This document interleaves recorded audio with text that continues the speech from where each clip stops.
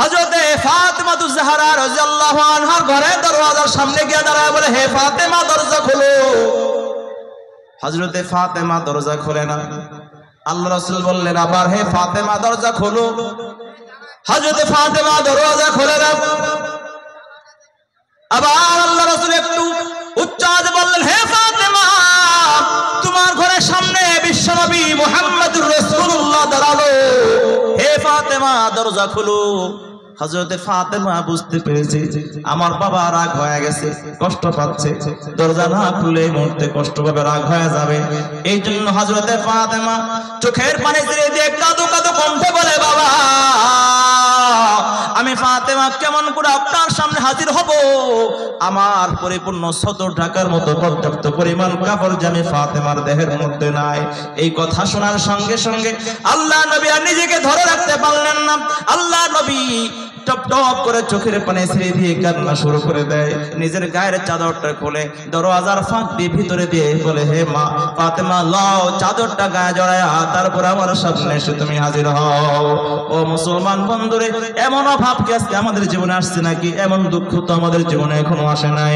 তাহলে আমরা কেন দিন থেকে সরে গেলাম, আমল থেকে সরে গেলাম, নামাজ থেকে সরে গেলাম? সাহাবায়ে কেরামের জিন্দেগিতে এত দুঃখ কষ্ট থাকার পরে হতো তাদের জীবনে ছোট্ট থেকে ছোট্ট আমলটাও ছুটে নাই, ছোট্ট থেকে ছোট্ট আল্লাহ নবীর সুন্নতটাও ছুটে নাই, ছোট্ট ছোট্ট আল্লাহ নবীর আল্লাহর হুকুমটাও তাদের জীবনে ছুটে নাই। তারা আরো খুঁজতো কেমন করে বেশি বেশি আমল করা যায়, কারণ তারা খুঁজতো তাদের সফলতা, তাদের সুখ শান্তি, সব কিছু সমৃদ্ধি আমলের মধ্যে খুঁজতো। আর আমরা মনে করি আমাদের কর্মদক্ষতার যোগ্যতা, আমার পাওয়ার পদ পদবি এবং সম্পদের বিনিময়ে আমরা জীবনের মধ্যে সুখ শান্তি সমৃদ্ধি নিয়ে আসবো। এই হলো সাহাবীদের মাঝে আমাদের মাঝে পার্থক্য। আল্লাহ নবী হযরত আবু হুরায়রাকে নিয়ে ঘরে যায়। আম্মা জান বললেন, হে ইয়া রাসূলুল্লাহ, মেহমানদারি করবার মতো ঘরে কোনো খাবার নাই, শুধু একমাত্র এক পেয়ালা দুধ আছে। আল্লাহ রাসূল বললেন, তাহলে সেই এক পেয়ালা দুধ আমার সামনে পাঠায়া দাও। আম্মা জান ওই এক পেয়ালা দুধ আল্লাহর নবীর সামনে পাঠায়া দিলেন। আল্লাহ রাসূল সাল্লাল্লাহু আলাইহি ওয়াসাল্লাম হযরত আবু হুরায়রা রাদিয়াল্লাহু আনহুকে জিজ্ঞাসা করলেন, তুমি যারা মসজিদে নববীর মধ্যে আহলে সুফফার মধ্যে আর কতজন সাহাবী আছে? হযরত আবু হুরায়রা বলে, প্রায় 70 জন সাহাবী মসজিদে নববীর আহলে সুফফার মধ্যে অবস্থান করতেছে। আসহাবে সুফফার আর সব সাহাবীগুলো মসজিদে অবস্থান করতেছে প্রায় 70 জনের মতো। আল্লাহ রাসূল বললেন, তাহলে তুমি যাও সকল সাহাবীদেরকে গিয়ে আমার পক্ষ থেকে দাওয়াত করো যে আল্লাহ রাসূলের করে তোমাদের সবার দাওয়াত দুধ পান করার দাওয়াত। সুবহানাল্লাহ বিহামদিহি। দুধ কয় পেয়ালা? কথা বলে না। দুধ কয় পেয়ালা? জোরে বলেন, কয় পেয়ালা? মেহমান কতজন? 70 জন। তাহলে সবাই পেট ভরে খেতে পারবে, কি বলেন? হযরত আবু হুরায়রার মনটা মলিন হয়ে গেছে। আল্লাহ নবীর নির্দেশে রওনা হয়েছে মসজিদের দিকে, কিন্তু মনে মনে চিন্তা, এত ক্ষুধার যন্ত্রণা নিয়ে আল্লাহ নবীর কাছে আসলাম, এক পেয়ালা দুধ আমি যদি একা পান করতাম আমার পেট পূর্ণ না হলেও কিছুটা হতো, আমার তৃপ্তি হতো। এখন 70 জনকে নিয়ে আসবো, আমার বিশ্বাস আমি যেহেতু দাওয়াত করে আনতেছি, আসার পরে পেয়ালাটা আমার হাতে দিয়ে খাদিমদারি আর জিম্মাদারি বন্টনের দায়িত্ব আমার হাতে আসবে। আমি যদি বন্টন শুরু করি নিশ্চিত সবার পরে আমাকে পান করতে হবে, এক ফোঁটাও তো আমার ভাগ্যে জুটবে না। এই জন্য মনটা খারাপ, কিন্তু আল্লাহর নবীর নির্দেশ মানতে হয়, তাই রওনা হয়ে গেছে। সকল সাহাবীদেরকে ডেকে নিয়ে আসছে আল্লাহর নবীর ঘরে। আল্লাহ রাসূল পেয়ালাটা আবু হুরায়রার হাতে দিয়ে বলে, আবু হুরায়রা যাও, ডান দিক থেকে পান করাইতে শুরু করো। আল্লাহর নবী বিসমিল্লাহ বলে বরকতের দোয়া করে দিয়ে আবু হুরায়রার হাতে দিয়ে বলে, ডান দিক থেকে পান করাতে শুরু করো। আল্লাহ রাসূলের প্রিয় সাহাবী ডান দিক থেকে 1 জন 2 জন 10 জন 20 জন 30 জন করে সব সাহাবায়ে কেরামদেরকে পান করালো। তারপরে সর্বশেষ আল্লাহ নবীর সামনে এসে হাজির হয়ে বলে, ইয়া রাসূলুল্লাহ, পান করেছে? বলে, সবাইকে করিয়েছে? বলে, হ্যাঁ। সবাই তৃপ্তি সহকারে করেছে? বলে, হ্যাঁ। সকল সাহাবায়ে কেরাম তৃপ্তি সহকারে এই দুধ পান করেছে। সুবহানাল্লাহ, জোরে বলেন না। এক পেয়ালা দুধ 70 জন সবাই পান করে শেষ তৃপ্তি সহকারে। আল্লাহ রাসূল বলেন, আর কেউ বাকি আছে নাকি? বলে, ইয়া রাসূলুল্লাহ, আমি আর আপনি ছাড়া আর কেউ বাকি নাই। আল্লাহ রাসূল বলে, আবু হুরায়রা এবার তুমি পান করো। সুবহানাল্লাহ জোরে বলেন। হযরত আবু হুরায়রা বলে, আমি পান করলাম। আল্লাহ রাসূল বললেন, আবার পান করো। আবু হুরায়রা বলে, আমি পান করলাম। আল্লাহ রাসূল বলে, আবার পান করো। আমি আবার পান করলাম। আল্লাহ রাসূল বলে, আবার পান করো। আবু হুরায়রা বলে, ইয়া রাসূলুল্লাহ, আপনি যখন প্রথমবার পান করতে বলেছেন, আমি পান করেছি, আমার পেট মোটামুটি পূর্ণ হয়ে গেছে। দ্বিতীয়বার যখন পান করতে বলেছেন, আমি পান করেছি, আমার পেট পূর্ণ হয়ে গেছে, তৃপ্ত হয়ে গেছে। তৃতীয়বার যখন পান করতে বলেছেন, আমি গলা পর্যন্ত পান করেছি। ওগো আল্লাহর নবী, চতুর্থবার যদি আমি আবার পান করি, এই দুধগুলো আর পেটে থাকবে না, গলা বেয়ে বের হয়ে আসবে, আমি আর পারবো না। আল্লাহ রাসূল বলে, আবু হুরায়রা ঠিক আছে, তাকায় দেখো পেয়ালার মধ্যে আর কোনো দুধ বাকি আছে নাকি। হযরত আবু হুরায়রা বলে, আমি পেয়ালার মধ্যে তাকায় দেখলাম, যে পরিমাণ দুধ আল্লাহর নবী আমার হাতে দিয়েছিল, ওই পরিমাণ দুধ এখনো পেয়ালার মধ্যে বাকি আছে। সুবহানাল্লাহ বললেন না? বরকতের মালিক কে জোরে বলেন? এই বরকত কে দিয়েছে? সাহাবায়ে কেরামদের জিন্দেগিতে তাকওয়া আর ঈমান আমল পূর্ণ ছিল বলে বরকত পেয়েছে। কারণ আল্লাহ তাআলা বলেন, ওমাই ইয়াত্তাকিল্লাহা ইয়াজআল লাহু মাখরাজা ওয়া ইয়ারযুকুহু মিন হাইথু লা ইয়াহতাসিব। যারা আল্লাহকে ভয় করে, আল্লাহ তাআলার ভয় অন্তরে রাখে, আল্লাহর ভয়ে যারা সর্বপ্রকার গুনাহ বর্জন করে ইবাদতের জিন্দেগি যাপন করে, আল্লাহর হুকুম আর গোলামি দুনিয়ার জমিনে জীবন যাপন করে তাকওয়ার মালিক হয়, মুত্তাকি হয়, তাদের জিন্দেগিতে আল্লাহ পাক রব্বুল আলামিন সকল বিপদ আপদ মুসিবত আল্লাহ তাআলা দূর করে, এমন দিক থেকে এমন ভাবে রিজিকের ব্যবস্থা করে দেয়, এমন বরকত নাজিল করে দেয়, আল্লাহর বান্দা কোনোদিন কল্পনাও করতে পারে না। ও মুসলমান বন্ধুরা, আমরা বুঝাতে চাইলাম, তাহলে সাহাবায়ে কেরামদের জিন্দেগি তো ক্ষুধার যন্ত্রণা ছিল, আমাদেরও আছে, কিন্তু তারা বরকতের মালিক ছিল, আমরা বরকত শূন্য। 3 নম্বর পরীক্ষার বিষয়বস্তু হবে, আল্লাহ তাআলা বলেন, ওয়ানাকুসিম মিনাল আমওয়ালি ওয়াল আনফুসি ওয়াস-সামারাত।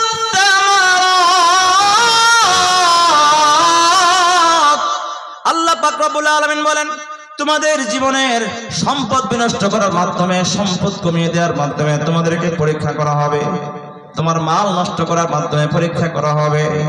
রাস্তায় চলতে গিয়ে আপনার গাড়িটা, আপনার মোবাইলটা হাইজ্যাক হয়ে যাবে, চুরি হয়ে যাবে, টাকা পয়সা চুরি হয়ে যাবে, অথবা আপনি দিনের মেহনতে, তাবলীগের মেহনতে, চিল্লার মেহনতে, জিহাদের মেহনতে আল্লাহর রাস্তায় বের হয়ে গেলেন, দীর্ঘ সময় পর্যন্ত আল্লাহর পথে থাকার কারণে দোকানটা বন্ধ হয়ে অর্থনৈতিক সংকট তৈরি হলো, দীর্ঘ সময় পর্যন্ত আল্লাহর পথে থাকার কারণে আপনার জমিনের ফসলের উন্নতি হলো না, ফসল করতে পারলেন না, জমিনে কাজ করতে পারলেন না, চাকরি করতে পারলেন না, আপনার সম্পদ কমলো। এই সম্পদের নোকসানের মাধ্যমে আল্লাহ পাক রব্বুল আলামিন আপনাকে পরীক্ষা করবে, অথবা কোনো দুর্ঘটনায় আপনার সম্পদ নষ্ট হবে, আপনার ঘর অগ্নি পুড়ে, আগুনে পুড়ে ছাই হয়ে যাবে, আপনার গাড়ি অ্যাক্সিডেন্ট করে আপনার গাড়ির সম্পদটা নষ্ট হবে। তাহলে যেভাবে হোক আল্লাহ পাক আপনার সম্পদ কমানোর মাধ্যমে, সম্পদ নষ্ট করার মাধ্যমে আপনার জীবনে পরীক্ষা করবেন। তারপরে 3 নম্বর আল্লাহ পাক বলেন, ওয়াল আনফুস, আমাদের আপনার জানের ক্ষতি করে আল্লাহ পাক পরীক্ষা করবেন। আল্লামা কুরতুবী রাহমাতুল্লাহি আলাইহি তাফসিরে জামিউল আহকামিল কোরআনে আমাদের জানকে কষ্ট দিয়ে, জানের ক্ষতি করে কেমন করে পরীক্ষা করবেন। ওয়া নাকসিম মিনাল আমওয়ালি ওয়াল আনফুস কামাউতিল আহবাবি ওয়াল আকারিবি ওয়াল আওলাদি। সন্তান মরে গেল, আমার বন্ধু মরে গেল, আত্মীয় স্বজন, পাড়া পড়শি, আপনজন, প্রিয়জনের মৃত্যুর মাধ্যমে, আমার জীবনের জানের উপরে অসুস্থতার মাধ্যমে, অথবা আমার সন্তান কোন রোগাক্রান্ত হওয়ার মাধ্যমে, অথবা আমার গাড়ি অ্যাক্সিডেন্ট করে হাত পা ভেঙে যাওয়ার মাধ্যমে, কোনো না কোনো ভাবে আমার জানকে ক্ষতির শিকার বানিয়ে আল্লাহ পাক আমাকে পরীক্ষা করবে। আল্লাহ পাক আরো পরীক্ষা করবেন, ওয়াস-সামারাত, আমাদের ফল ফলাদি, ফসল বিনষ্ট করার মাধ্যমে আল্লাহ তাআলা পরীক্ষা করবে। জমিনের মধ্যে সুন্দর ধান, গম, ভুট্টা আর শীতের সবজি আমরা রোপণ করেছি, হঠাৎ করে ঝড় তুফান, শিলাবৃষ্টির মাধ্যমে, বন্যার মাধ্যমে আমাদের ফসলগুলো তলিয়ে যায়, আমাদের ফসল নষ্ট হয় কি হয় না?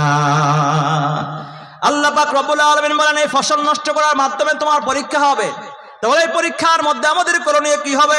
আমাদের জীবনে পরীক্ষা নিশ্চিত আসবে, আমাদের করণীয় কি হবে? বান্দারে, ওই পরীক্ষার সময় তোমরা অস্থির হবে না, পেরেশান হবে না, বরং ধৈর্য ধারণ করবা। ধৈর্য ধারণ করলে আল্লাহ তাআলা প্রত্যেকটা বিপদ আপদ পরীক্ষার পেছনে আমার জন্য যে কল্যাণ রাখছেন, আমার জন্য যে সুখ রাখছেন, আল্লাহ তাআলা বলেন ওয়াবাশশিরিস সাবিরিন, ধৈর্যশীলদেরকে সেই সুসংবাদ প্রদান করো। সুবহানাল্লাহ বিহামদি। অর্থাৎ আমাদের জীবনে পরীক্ষা, ইমতিহান, আমাদের জীবনে যে পরীক্ষা এবং ইমতিহান হবে, এক্সাম হবে, এই কষ্টের পিছনে আল্লাহ আমাদের জন্য কল্যাণ রাখছেন। আল্লাহ পাক দিলেন বিপদ আর বলছেন কি? আর বলছেন তোমরা সবর করো, তোমাদেরও সুসংবাদ আছে। দিলেন বিপদ আর কষ্ট আর বলেন সুসংবাদ। উভয়টাকে মিলল নাকি মুতাজাদ, বিপরীত কথা বলেন? আল্লাহ পাক দিচ্ছেন বিপদ আর বলেন সুসংবাদ গ্রহণ করো। এর অর্থ কি? এর তাফসীর বোঝার জন্য আল্লামা তাকি উসমানী দাওয়াত বারাকাতুহু তুমি একটা ঘটনা আপনাদেরকে শোনাই। তিনি সূরা ফাতিহার মধ্যে এই তাফসীরটা, এই ঘটনা লিখেছেন যে আল্লাহ পাক রব্বুল আলামিন পৃথিবীতে আমাদেরকে যত কষ্ট দেন, দুঃখ দেন, প্রত্যেকটা দুঃখের আড়ালে আমাদের কল্যাণ আছে। এই জন্য বান্দার জন্য উচিত হলো আর রেজা বিল কাজা, আল্লাহর ফয়সালায় সন্তুষ্ট থাকার চেষ্টা করা। কিন্তু আমরা বুঝি না আমার দুঃখের পিছনে যে কি আছে, আমার জন্য কল্যাণ। আমি দুঃখটা দেখি আমার রুইয়াতে বসরের মাধ্যমে, দৃষ্টি শক্তির মাধ্যমে, স্বাভাবিক বোধ শক্তি বিবেক বুদ্ধির মাধ্যমে আমি এটাই বুঝি যে আমার জন্য এটা কষ্টকর ছিল, কিন্তু এই কষ্টের পিছনে আমার জন্য কি কল্যাণ আল্লাহ পাক রেখেছেন, এটা একমাত্র আল্লাহ জানে। কে জানে? জোরে বলে আল্লাহ পাক জানে। আল্লামা তাকি উসমানী বলেন, এক আল্লাহর বান্দা নদীর পাড় দিয়ে হাঁটতেছিল। নদীর পাড় দিয়ে হাঁটতে হাঁটতে দেখছে নদীর পাড় দিয়ে কিনারা দিয়ে একটা বিচ্ছু চলতেছে। এই বিচ্ছুটা চলতে চলতে নদীর পানির দিকে যাচ্ছে।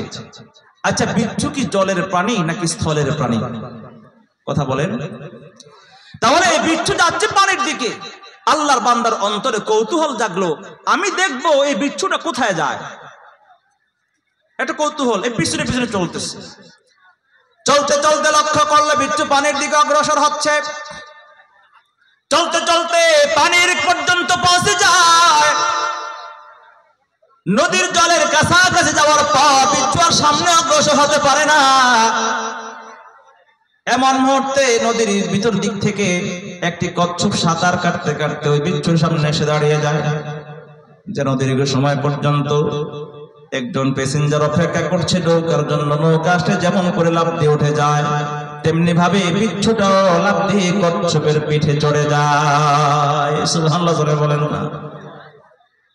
কচ্ছপের অবস্থাটা এমন যেন প্যাসেঞ্জার পাওয়ার সঙ্গে সঙ্গে মাঝি নৌকা চালায়া দিল।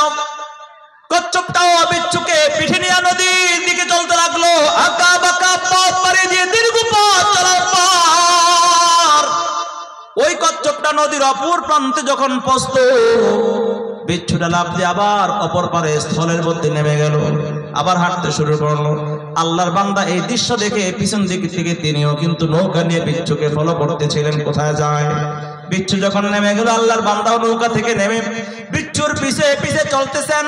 বিচ্ছুটা হাঁটতে হাঁটতে চলতে চলতে জঙ্গলার ভিতরে প্রবেশ করে। দীর্ঘ সময় জঙ্গলা আঁকা বাঁকা অনেক জরাজীর্ণ সংকীর্ণ পথ পাড়ি দিয়ে জঙ্গলার বহু গভীরে এমন এক জায়গায় পৌঁছে, যে জায়গায় লক্ষ্য করা গেল গাছের মধ্যে হেলান দিয়ে একজন ক্লান্ত শান্ত কাঠুরিয়া ঘুমায় আছে। সারাদিন কাঠ সংগ্রহ করে ক্লান্ত শান্ত দেহ নিয়ে কাঠুরিয়া গাছের সঙ্গে হেলান দিয়ে ঘুমায়। আর তার সামনে একটা বিষাক্ত সাপ ফনা তোলে তাকে আক্রমণ করার জন্য রেডি হয়ে আছে। আল্লাহর বান্দা দূর থেকে দৃশ্য দেখতেছে, ওই বিচ্ছুটা দৌড়ে যায়, ওই সাপকে দংশন করে আল্লাহর বান্দাটাকে কাঠুরিয়াকে সাপের আঘাত থেকে রক্ষা করে দেয়। বিচ্ছুর কামড়ে সাপ মারা গেল। এক বিষাক্ত প্রাণী আরেক বিষাক্ত প্রাণীকে হত্যা করতে পারে, বিচ্ছুর বিষে সাপ মারে। তাহলে আল্লাহ পাক রব্বুল আলামিন এই সাপের কামড়ে ওই বান্দার মরণ রাখিনি, এবং ওই জঙ্গলের ভিতরে নির্জন জায়গায় আল্লাহ পাক তার মরণ রাখিনি। প্রত্যেকটা মানুষের মরার জায়গা নির্ধারিত আছে, মৃত্যুর জায়গা, সময়টাও নির্ধারিত। কথা কোন ঠিক কিনা? জায়গাও নড়চড় হয় না, সময়ও কি হয় না, নড়চড় হয় না। আল্লাহ তাআলা বলেন, ওয়ামা তাদরি নাফসুম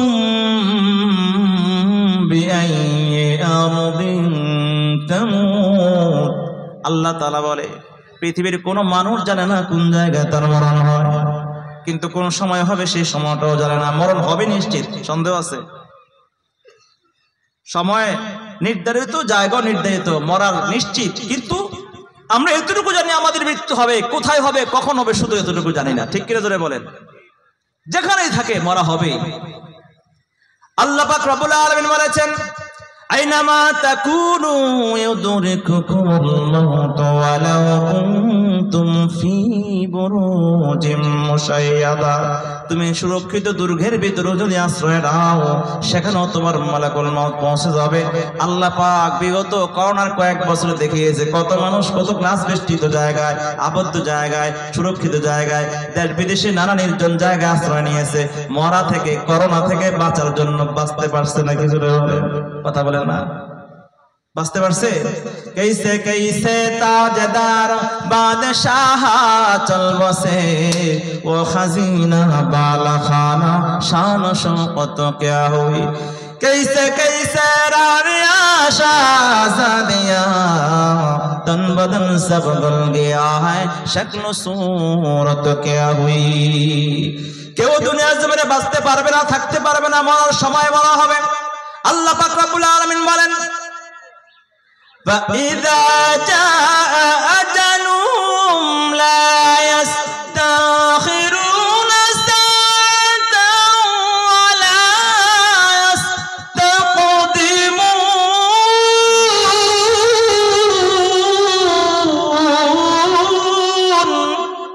আল্লাহ পাক রব্বুল আলামিন বলেন, প্রত্যেকটা মানুষের মরার সময় নির্ধারিত, মৃত্যুর সময় নির্ধারিত। সময় হবে, এক সেকেন্ড আগে হবে না, এক সেকেন্ড পরে হবে। ওই কাঠুরিয়ার মরণ হয় না, এই মরার সময় হয় না। আল্লাহ পাক রব্বুল আলামিন সাপের দংশন থেকে বাঁচায় দিলেন বিচ্ছুর মাধ্যমে। আল্লাহর বান্দা কাঠুরিয়া ঘুম থেকে জাগ্রত হয়ে গেল। ঘুম ভাঙার পর সামনে তাকায় দেখতে পায় একটা মৃত সাপ তার সামনে পড়ে আছে। মৃত সাপ থেকে কাহারও কোনো ভয় নাই, কিন্তু আরেকটা জীবিত বিচ্ছু তার সামনে নড়াচড়া করতেছে। একজন মানুষ ঘুম থেকে জাগ্রত হয়ে যদি সামনে একটা বিষাক্ত প্রাণী দেখে, তাহলে সে কি করবে? আমরা যদি ঘুম থেকে জাগ্রত হয় আমাদের বিছানার আশেপাশে একটা বিচ্ছু দেখি, সাপ দেখি, আমরা কি করবো? জোরে বলেন না। এটাকে আদর করব, সোহাগ করব, নাকি লাঠি নিয়ে, ঝাড়ু নিয়ে তাকে হত্যা করার চেষ্টা করব? ওই আল্লাহর বান্দা কাঠুরিয়া ঘুম থেকে জাগ্রত হয়, ওই বিচ্ছুটাকে হত্যা করে ফেললো। সে মনে করেছে এই বিচ্ছু তার জন্য বিপদ, তার মৃত্যুর ঝুঁকি। এই জন্য মৃত্যু থেকে বাঁচার জন্য, বিপদ থেকে বাঁচার জন্য বিচ্ছুকে হত্যা করলো। আসলে মূলত আল্লাহর বান্দা যে ফলো করে ওই পর্যন্ত গিয়েছে, সে পিছন থেকে তাকায় তাকায় চিন্তা করে আল্লাহ পাক রব্বুল আলামিন বিচ্ছুকে আনলো তার জন্য রহমত স্বরূপ, কিন্তু আল্লাহর কাঠুরিয়া বান্দা ভেবে নিল তার জন্য বিপদ স্বরূপ। কথা বলেন ঠিক কিনা? আল্লাহর বান্দা কাঠুরিয়া মনে করেছে বিচ্ছুটা তার জন্য বিপদ, কিন্তু আসলে ছিল তার জন্য রহমত। তদ্রুপ ভাবে প্রত্যেকটা আমরা মানুষ যারা আমাদের সামনে যে বিপদ মুসিবত আসে, দুঃখ দুর্দশা আসে, আমরা মনে করি আমার জন্য কষ্ট, দুঃখ, কিন্তু এই দুঃখের আড়ালে, বিপদের আড়ালে মহান রব্বুল আলামিন আমার আপনার জন্য কি সুখ রাখছেন, রহমত রেখেছেন, এটা কোনোদিন দেখার সুযোগ, বোঝার সুযোগ আমাদের হয় না। এই জন্য আল্লাহ তাআলা বলে, ওয়াবাশশিরিস সাবিরিন, বান্দারে ধৈর্যশীল হও, ধৈর্য ধারণ করো, সবর করো, তাহলে তোমার কষ্টের আড়ালে তোমার জন্য যে কল্যাণটা আমি রেখে দিয়েছি, সেই কল্যাণের সুসংবাদ এবং দেখা তোমরা পাইবা। সুবহানাল্লাহ, জোরে বলেন না। এবার আসেন সবর কাকে বলে। আমরা সবর করব, ধৈর্য ধরবো। আল্লাহ বলেন ধৈর্যশীলদের জন্য সুসংবাদ। আল্লাহ তাফসিরে জামিউল আহকামিল কোরআনে আল্লামা কুরতুবী রাহমাতুল্লাহ আলাইহি লিখেছেন, আস-সাবরু সাবরান, সবর হলো দুইটা। সাবরুন আন মাসিয়াতিল্লাহ, আল্লাহর নাফরমানি থেকে, গুনাহ থেকে বাঁচার ধৈর্য। ফাহুয়া মুজাহিদ, যারা নাকি গুনাহ থেকে বাঁচবে, মনে চায় একটু সালমান খানের নিউ মুভি দেখি, মনে চায় শাহরুখ খানের মুভি দেখি, মন চায় নগ্ন নারীদের নাচ দেখি। ও যুবক, দুনিয়ার সব মানুষ যখন ঘুমায়, তোমার মা দেখে না, বাবা দেখে না, বিবি দেখে না, গভীর রজনী, শীতের রজনী বদ্ধ করে কম্বল মুড়ে দিয়ে, কাঁথা মুড়ে দিয়ে, চাদর মুড়ে দিয়ে তোমার মনে চায় পর্ণ দেখতে। কিন্তু তুমি ওই মনের চাওয়া পাওয়ার বিরুদ্ধে আচরণ করে আল্লাহর নাফরমানি থেকে নিজেকে রক্ষা করো, তাকে বলে সবরুন আলা মাসিয়া, আল্লাহর নাফরমানি থেকে বাঁচার ধৈর্য। আর এই ধৈর্য যারা অবলম্বন করবে তাকেই বলে মুজাহিদ, অর্থাৎ নফসের সঙ্গে জিহাদ করে করে গুনাহ থেকে বেঁচে সে নফসের সাথে জিহাদ করে মুজাহিদ। আরেক প্রকার ধৈর্য হলো সবরুন আলা তাআতিল্লাহ, আল্লাহর আনুগত্যের উপরে ধৈর্য।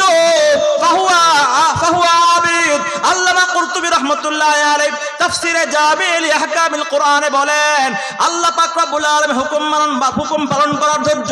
মনে চায় নামাজ পড়তে, নামাজ দাঁড়ায় যাও। মনে চায় ওযু করতে, ঠান্ডা পানি স্পর্শ করতে, ঠান্ডা পানি দিয়ে ওযু করো।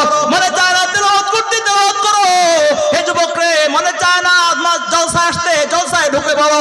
মনে চায় রাস্তায় ঘুরতে, না তুমি রাস্তায় না করে জলসায় ঢুকে পড়ো। আল্লাহর প্রত্যেকটা হুকুম পালন করার জন্য, আল্লাহর প্রত্যেকটা বিধিবিধান মেনে চলার জন্য, আল্লাহর নবীর আদর্শ ফলো করার জন্য নিজে কষ্ট করে এর মধ্যে অটল হয়ে চলে থাকো, তুমি আল্লাহর ইবাদতের মধ্যে লিপ্ত হও। একে বলা হয় সবরুন আলা তাআতিল্লাহ, আল্লাহর আনুগত্যের উপরে ধৈর্যশীল হওয়া।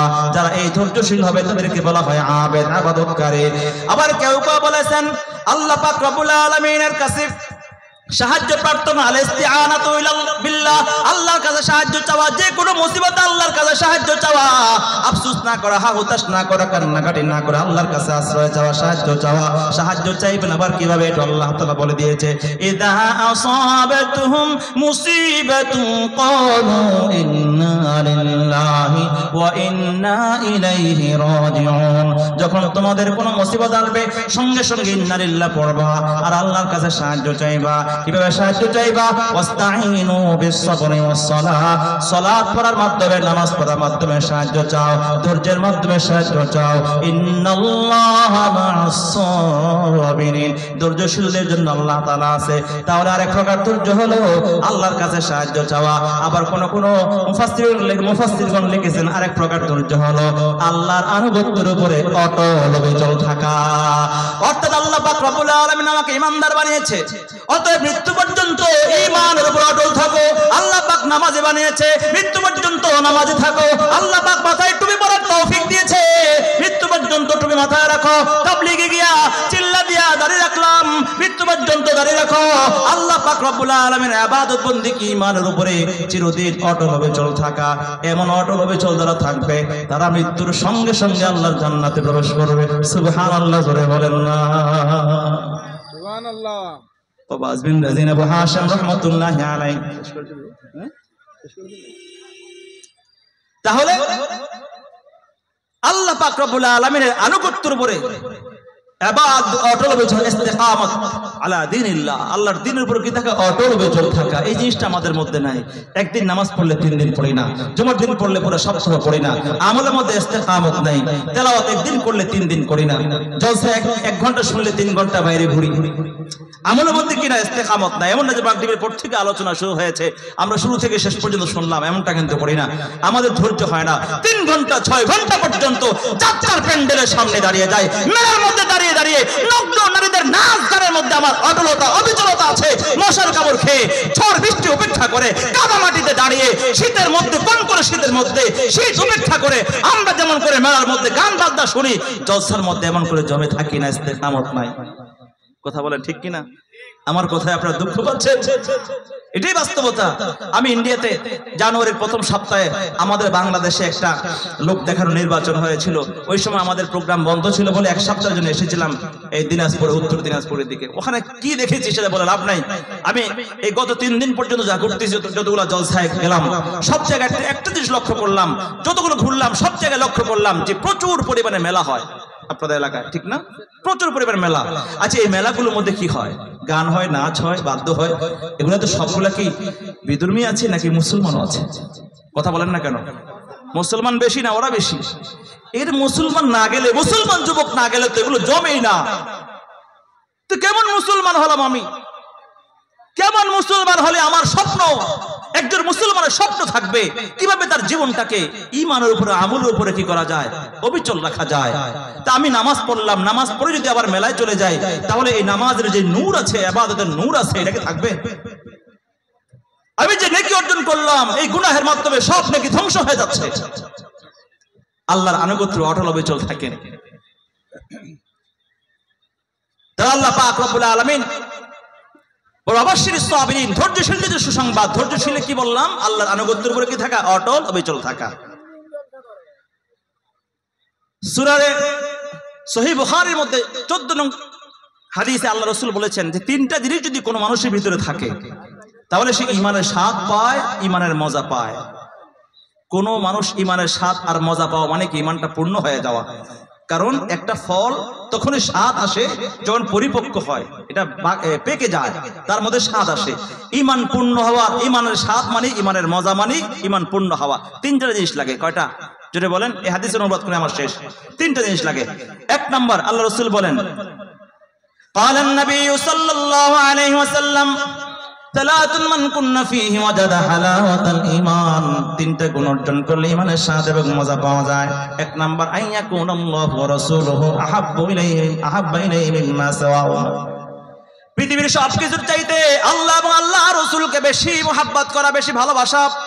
2 নাম্বার, ওয়া আইয়ুহিব্বাল মারআ লা ইউহিব্বুহু ইল্লাল্লাহ। একজন মুসলমান অপর মুসলমানকে ভালোবাসবে আল্লাহর জন্য। একজন মানুষ অপর মানুষকে ভালোবাসবে আল্লাহর জন্য, স্বার্থ ছাড়া। 3 নাম্বার, ওয়া আইয়াকরাহা আইয়াউদা ফিল কুফরি কামা ইয়াকরাহু আইয়ুকদাফা ফিন্নার। সহিহ মুসলিম শরীফের 43 নং হাদিসের মধ্যে হাদিস আসছে। 3 নাম্বার হলো, একজন মানুষ আগুনে পড়তে যেমন অপছন্দ করে, ঈমান ছাড়তে চাইতে বেশি অপছন্দ করবে। একজন মানুষ ঈমানের উপরে অটল হয়, ঈমান গ্রহণ করেছে, দাড়ি রেখেছে, মুসলমান হয়েছে, টুপি মাথায় দিয়েছে, নামাজি হয়েছে, ইসলামী অনুশাসন মেনে চলতে অভ্যস্ত হয়েছে। অতএব দুনিয়ার যত কষ্ট তার সামনে আসুক না কেন, যত বিপদ মুসিবত দুঃখ তার সামনে আসুক না কেন, দুনিয়ার স্বার্থের জন্য কোনোদিন আল্লাহর দিন ছেড়ে দিয়ে বেঈমান হয়ে যাবে না, দিনের পথ ছেড়ে দিবে না, ইস্তেকামত থাকবে, অটলতা বুঝিয়েছেন আল্লাহ রাসূল সাল্লাল্লাহু আলাইহি সাল্লাম। আগুনে পড়তে যেমন তুমি অপছন্দ করো, জীবন দিতে অপছন্দ করো, দিন ছাড়তে অপছন্দ করবা। অতএব আমরা যে আল্লাহর মেহেরবানিতে, আমি শুরুতে যে কথাটা বলেছিলাম, আমরা আল্লাহর কাছে কোনো অ্যাপ্লিকেশন করিনি, আবেদন করিনি, আল্লাহ আমাকে মুসলমান বানাও, মুসলিম পরিবারে পাঠাও। যদি মুসলিম পরিবার আল্লাহ পাক দয়া করে না পাঠিয়ে অন্য কোনো ধর্মের পরিবারে পাঠাতো, আমরা কি মুসলমান হওয়ার সুযোগ ছিল? অনেক কঠিন ছিল আমাদের জন্য। সাহাবীদের মতো আত্মত্যাগ দিয়ে, বিসর্জন দিয়ে, কোরবানি দিয়ে, রক্ত দিয়ে আমরা ইসলামটা এত সহজে গ্রহণ করতে পারতাম না, আল্লাহ ভালো জানে। তাহলে আমরা যদি পেয়েছি আল্লাহর মেহেরবানিতে, তাহলে মৃত্যু পর্যন্ত ইসলামটাকে আঁকড়ে ধরো, আমলের সঙ্গে, আনুগত্যের সঙ্গে, দেখাওয়ার জন্য না, চেহারা শুধু নামের মাধ্যমে না, কাজের মাধ্যমে। আল্লাহ পাক আমাদের সকলকে এই দ্বীনের উপরে, ঈমানের উপরে, ইসলামের উপরে অটল অবিচল থাকার তৌফিক দান করুন। আমাদের জীবনকে রাসূলের সুন্নাতময় আদর্শময় করুন। আমি যে কথাগুলো বলেছি, যে কথাগুলো আল্লাহ পাক জবান দিয়ে বের করেছেন, তাড়াহুড়া করে বলেছি, আল্লাহ পাক রব্বুল আলামিন অগোছালো কথাগুলো আমাদের সকলকে গুছিয়ে বোঝার, আমল করার তৌফিক दान करुन। जो कुछ हुआ या रब तेरे करम से हुआ, जो कुछ होगा तेरे करम से ही होगा। हयात बाकी तो मुलाकात बाकी इंशाअल्लाह। अस्सलामु अलैकुम व रहमतुल्लाहि व बरकातुहू। हेलो আলহামদুলিল্লাহ, আমাদের মেহমান মুআজ্জাজ মেহমান প্রধান বক্তা সুদূর বাংলাদেশ থেকে এসে আপনাদের কাছে সুমধুর কণ্ঠে কোরআন হাদিস থেকে খুবই মূল্যবান কথাবার্তা রাখলেন। আমরা সকলে ওনার জন্য দোয়া গো, আল্লাহ ওনাকে হায়াতে তাইয়্যিবা সিহাতে কামিলা আতা করুন। সকলে একবার মহব্বতের সঙ্গে বলি আল্লাহুম্মা আমিন। জোরে সোরে বলি একবার নারে তাকবীর। আলহামদুলিল্লাহ, সমস্ত কিছু অবকাশ ঘটন করি এখন যে জন্য জলসায়ে আজিমুস শান, জলসায়ে দাস্তারবন্দি, হযরত বুঝবেন দাস্তার হবে, কেউ একজন ব্যক্তি উঠে যাবেন না, এই মানজার আপনাকে কিয়ামত পর্যন্ত আপনি পাবেন না। একজন ছেলের মাথায় দাস্তার হবে, দুজন ছেলের মাথায় দাস্তার দেওয়া হবে। আমাদের এই প্রিয় প্রতিষ্ঠান আপনার আমার সকলের, যে সমস্ত ছেলেরা আমাদের এই মাদ্রাসায় পূর্ণাঙ্গ হাফিজ হয়ে যায় এবং পূর্ণাঙ্গ ইয়াদ হয়ে যায়, এবং ইয়াদ হওয়ার পরেও তাকে তাজবিদ আমরা পড়াই, যাকে কারি বলা হয়, তারপরে তাকে পূর্ণ করে দাস্তার দিয়ে আগামীকাল তাকে আমরা বাজারের মধ্যে এবং সুন্দরভাবে মানব জাতির কাছে হাদিয়া তুলে দিই। বলতে থাকি ভাইরা আমার, আপনাদের প্রিয় প্রতিষ্ঠান মাদ্রাসা দারুল উলুম দুটো নক্ষত্র তৈরি করে আপনাদের কাছে উজাড় করলো। আপনি চাইলে যে কোনো একটা হাফিজে কোরআনকে নিয়ে যে আপনার মসজিদে তারাবি পড়িয়ে দেখতে পারেন। অতএব দস্তার দিচ্ছি মানুষ জানের কাছে, এত গুণলোক সাক্ষী, এত গুণলোক তার রেসপেক্ট করছেন যে এই ছেলেটা হাফিজে কোরআন তৈরি হয়ে গেছে। অতএব তাকে মোকাম্মল হাফিজ করে আমরা পাঠাই। 10টা 20টা, একটাও হতে পারে, দুটোও হতে পারে। তার জন্য আমরা আদব দেখি না, আমরা তালিম দেখি। আমরা কোন রকম ভাবে কোন সংখ্যা দেখি না, আমরা ইখলাস দেখি। অতএব সেই জন্য বন্ধু আমার, ভাইরা আমার, আপনাদের প্রিয় প্রতিষ্ঠান মাদ্রাসা দারুল উলুম আপনাদের কাছে আজ চাক্ষুষ প্রমাণ করবে জালসায় দস্তারবন্দি। অতএব সেই দস্তারবন্দি যে দুটো ছেলে দেওয়া হবে, আপনাদের শ্রম, আপনাদের ত্যাগ, আপনাদের তিতিক্ষা, আপনাদের ভালোবাসা, আপনারা সর্বদাই সর্বক্ষণ সর্ব অবস্থাকে সামনে রেখে এই মাদ্রাসা যখনই মায়ের মতন ভাবে ডেকেছে, আপনার তার কোলে এসে আগসে এসে পৌঁছেছেন। তার অবস্থা আপনারা দেখতে পেয়েছেন।